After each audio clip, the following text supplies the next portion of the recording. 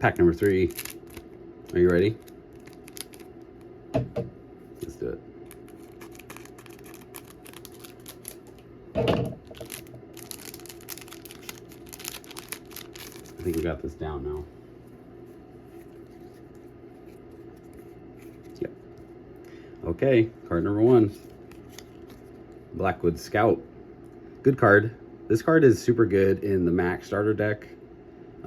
The 2 blue resistance is like really strong. It's kind of sneaky strong how good having 2 blue resistance is, because it keeps them out of range of a lot of removal spells. And precision is just that, you know, I call it the casino, you know, where you just, that there's always that chance to kind of roll yourself out of a bad position with precision, and it just is not an ability that you're like consciously thinking of all the time, but there are times that get where it gets, you know, no pun intended, dicey late in the game, and you need a precision roll to kind of shake it up, to get your odds back in your favor a little bit. So I do like that as a mechanic, that it is there when you need it, for sure.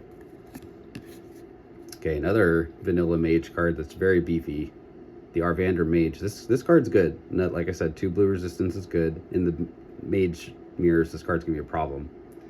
3 attack is just enough to, you know, break up a stalemate if these, you know, you were to see another Arvander Mage across the board. So it's statted well enough to break through. 5 HP is a good amount, very strong. It's a big elf card, so any elf deck that plays blue is gonna be okay with playing this on their 5 slot. Arvander Mage is just one of those cards that it's so good that sometimes you need it twice. That's all there is to it. It's a good card. Short Sword is also a very, very flexible universal weapon. It's got that 33% crit range. It's kind of like the Scimitar's little brother, I guess you can kind of call it, because it's not giving you that green damage switchover, which is the most valuable. But this also gives a lot of green and blue, you know, off damage, a way to switch to red, like especially in Ranger and Rogue and Bard. So those 3 classes alone, I think, beef up Short Sword quite a bit, because while red's not quite as good as green in terms of switching damage types, it's still effective to include this in a deck where you're going to have a lot of similar gems on your units, and then you're always able to switch over and get the most of their ability. Training Arena. At the start of your turn, gain 1 renown if you have a fighter or knight here. The -4 is really good. You search your bank for a fighter or knight and add it to your cache. This is one of those areas where, because it's 2 victory points and because you can just passively gain points for fighters and knights, I think you want to think about this one's ability very strongly. Activating it 1 time is really strong. Getting 2 activations of this is pretty darn strong. Especially because it's at that point, you don't really need to pay for your cache anymore, because this is loading up your cache for you. So you're kind of eliminating the cost of the cards being put into the cache by using this instead.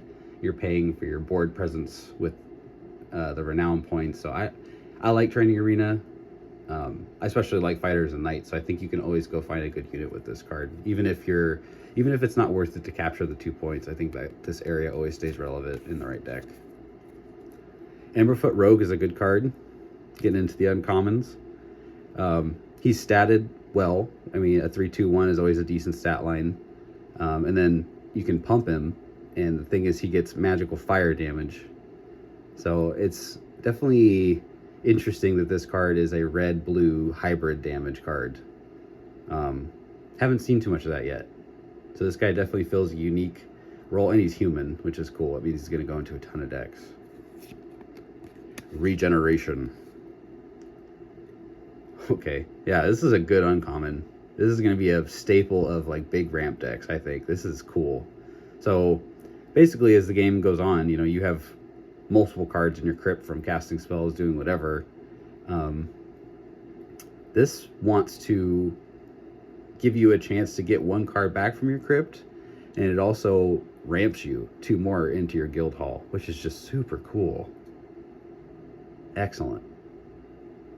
Man, yeah, this is the type of card where, you know, whoever designed this really wanted to play some big spell decks. That's for sure. Very cool.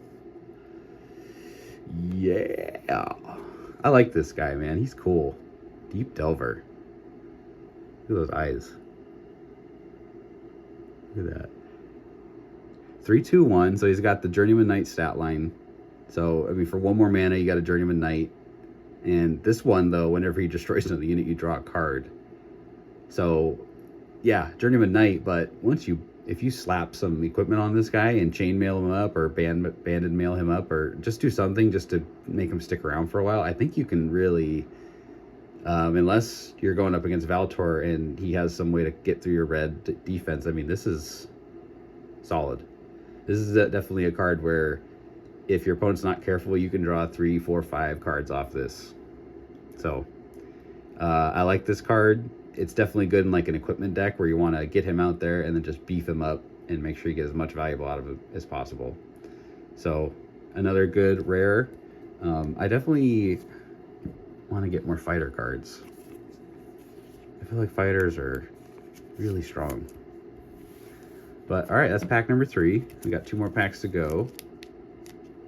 I'll see you there.